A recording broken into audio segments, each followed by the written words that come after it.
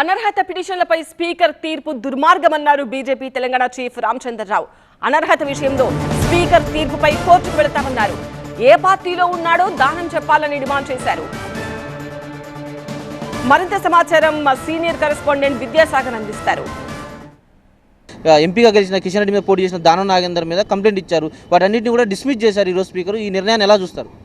ఇది చాలా దుర్భాగ్యమైన ఒక విషయం. ఇది ప్రజాస్వామ్యం తల వంచుకోవాల్సిన విషయం. ఇది రాహుల్ గాంధీ గారు ఎప్పుడు ఆ చేతిలో రాజ్యాంగం పుస్తకం పైన తిరుగుతుంటాడు.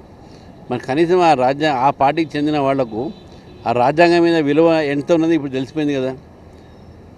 బహిరంగంగా ఒక పార్టీ నుంచి గెలిచి ఇంకో పార్టీ పోటీ చేస్తే దాన్ని డిఫెక్షన్ అనగా ఏమంటారు మనం? సరే, ఆయన వేరే పార్టీ కాదు. ఇప్పుడు బీఆర్ఎస్ పార్టీ కూడా గతంలో ఇదే వాళ్ళ అమరపరిచగా వీళ్ళ అమరపరిచ సేమ్ అదే చేస్తున్నారు. వాళ్ళు ఏం పెద్ద వాళ్ళిద్దరు తేడా లేదు. కానీ ఇప్పుడు రాజ్యాంగం ఇక్కడ ఎవరు ఎక్కడి నుంచి పోటీ చేసే విషయం కాదు. డిఫెక్షన్ లా తీసుకొచ్చింది వీళ్ళే, మీ రాజీవ్ గాంధీ కదా. మరి మీరు దాన్ని కూడా మీరు ఈరోజు గౌరవించకపోతే ఎట్లా?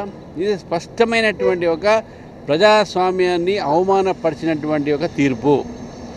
ఈ తీర్పు ఇద్దరిని, నాగేందర్ గారు కావచ్చు, కడియం సిఆర్ గారు కావచ్చు, ఈ తీర్పు అనేది ప్రజాస్వామ్యాన్ని ఒక అవహేళన చేయటము, ప్రజల తీర్పుని కూడా ప్రజల ఒక ఏదైతే ప్రజాస్వామ్యంలో ఉన్నట్టు ప్రజల ఒక తీర్పుని కూడా వీరు అవమానపరిచినట్టే వీళ్ళు.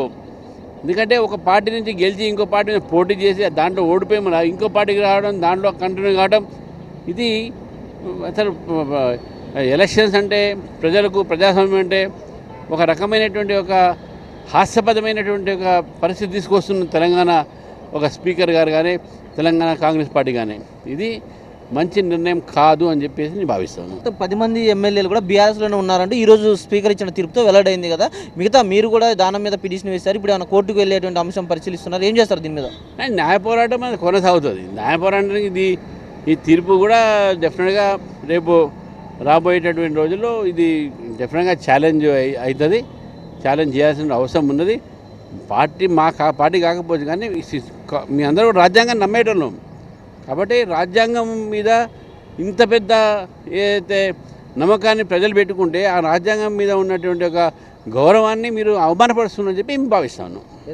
రాజ్యాంగాన్ని అవమానపరిచేలా ఈరోజు స్పీకర్ ఇచ్చినటువంటి తీర్పు ఉంది. డెఫినెట్గా దీని మీద లీగల్ ఫైట్ అనేది కొనసాగుతుంది. వారు ఏ పార్టీలో ఉన్నారో తేల్చాల్సిన విషయం ఇప్పుడు అభ్యర్థుల చేతిలోనే ఉందంటూ కూడా బీజేపీ రాష్ట్ర అధ్యక్షులు రామచంద్రరావు చెప్తున్నారు. కెమెరామెన్ టీ శ్రీనివాస్తో విద్యాసాగర్, టీవీ9 హైదరాబాద్.